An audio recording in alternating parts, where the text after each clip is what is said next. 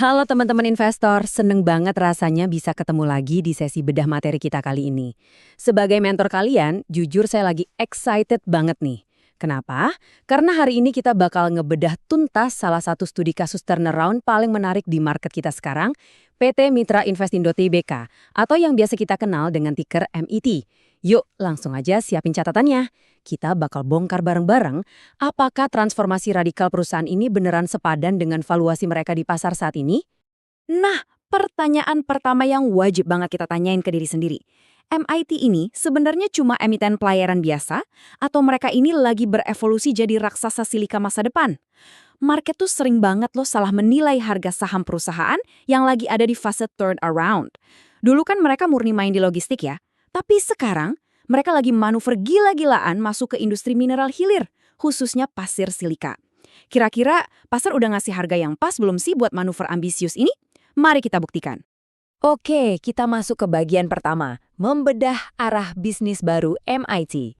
Coba perhatiin deh data real dari public expose mereka Juni 2025 kemarin, menarik banget ngeliat gimana manajemen memposisikan aset dan ekuitas mereka di tengah pergeseran strategi yang masif ini.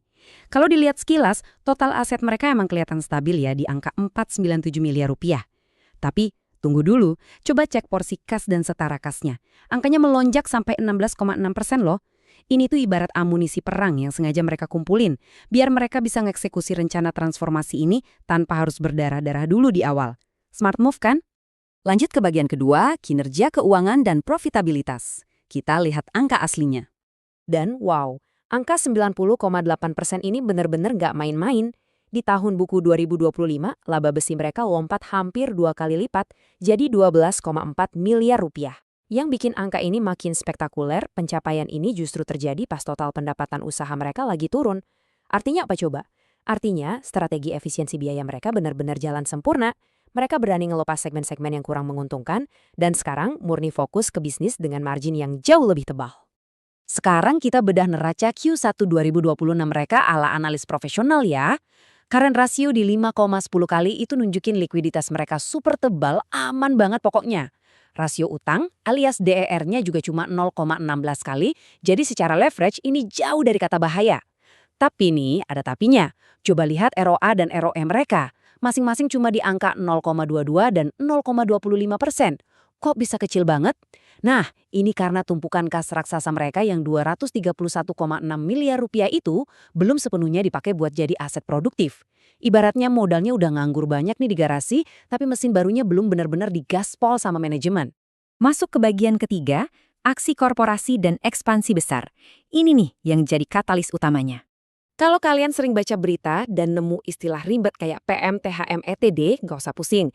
Ini tuh cuma bahasa teknis buat private placement. Intinya gini, MTT tuh nyetak sekitar 209 juta saham baru yang langsung dibeli sama investor strategis di harga Rp286 per lembar. Lewat aksi ini, mereka sukses meraup dana segar 60 miliar rupiah. Dan menurut saya ini strategi yang cerdik banget. Ketimbang utang ke bank yang bunganya bisa mencekik cash flow, mereka lebih milih pakai ekuitas buat danain ambisi tambang silika mereka. Terus, duitnya dipakai buat apa aja? Nah, 25 miliar rupiah itu langsung dialokasikan buat capex alias belanja modal di tahun 2026. Fokusnya jelas buat ngegas bisnis silika, apalagi anak usahanya baru aja dapat izin usaha pertambangan eksplorasi. Tapi, ini part favorit saya sebagai investor. Di tengah ekspansi yang lumayan agresif ini, manajemen tetap gak lupa manjain kita para pemegang saham loh. Mereka ngerencanain bagi dividen jumbo sebesar Rp14,75 per saham. Total payout-nya tembus 60,25 miliar rupiah. Ini bener-bener langkah berani buat munci loyalitas investor selama masa transisi bisnis mereka. Nah, sekarang bagian keempat yang paling krusial, valuasi. Pertanyaannya, harganya ini mahal atau wajar? Coba perhatiin perbandingan price to earnings ratio atau PE ini.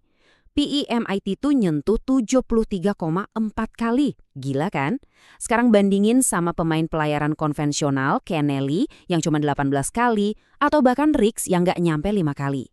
Secara angka, MIT tuh anomali yang luar biasa ekstrim di sektornya. Kenapa bisa dikasih harga semahal ini? Ya karena market udah menanamkan ekspektasi pertumbuhan yang super tinggi dari proyek pasir silika sama wood pellet mereka. Valuasi setinggi ini ibarat beban berat buat manajemen. Mereka dituntut buat melakukan eksekusi bisnis tanpa cacat, biar harga premium ini bisa dibenarkan di mata pasar. Bagian kelima, resiko volatilitas saham. Ingat, di mana ada potensi reward gede, pasti ada resikonya juga. Kita harus objektif nih. Ada satu kali red flag gede yang harus kalian waspadai. Struktur kepemilikannya.